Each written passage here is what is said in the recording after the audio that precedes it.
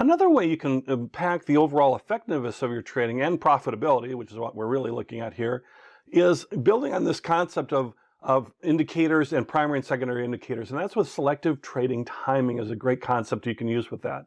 So think of it as selective trading timing we're going to learn about and then combining with these confirmations. So maybe you like the idea, I hope you do, of having a primary and a secondary. That's a real core concept of technical analysis. And maybe you might add a third or maybe a fourth and maybe a fifth. It's up to you as you develop your skills. But let's start with a primary and a secondary.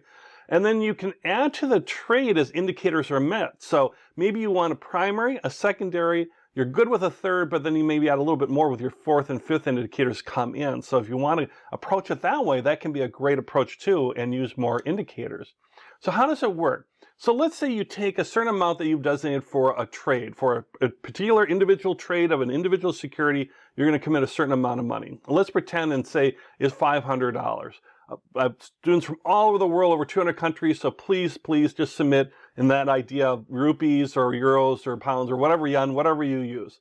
But let's say, for example, I have 500 units or $500.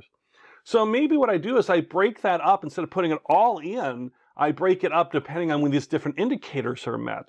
So let's say if indicator 1 and 2 are met, my primary, my secondary, my most confident things, I put in $200.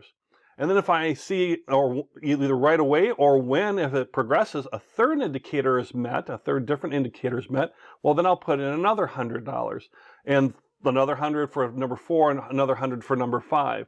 And the idea is that that you're kind of, instead of putting it all in right away, you're kind of building in as indicators are met. And you can change these amounts. Let's say you really only want to use 3 indicators or 4 indicators. Well, you could use $300 for 1 and 2, and then $100 for 3 and 4, and that gets you to your $500. Again, the amounts you use is completely up to you, of course. Just the concept of breaking it up and putting a little bit more on your primary and secondary, and then your third and fourth, so you put a little bit less, and you kind of work your way into those. And now when you get an indication that things are changing, like the trend is ending, and you put in, you might not have been putting in all your fourth and fifth, maybe you never were met, maybe you've got only $300 in this case. Either way, whether you have only, your smallest amount to fully in, once you see that there's a change or the trend is ending, you exit all at once. So you don't exit like in kind of reverse order or anything like that, or slowly exit.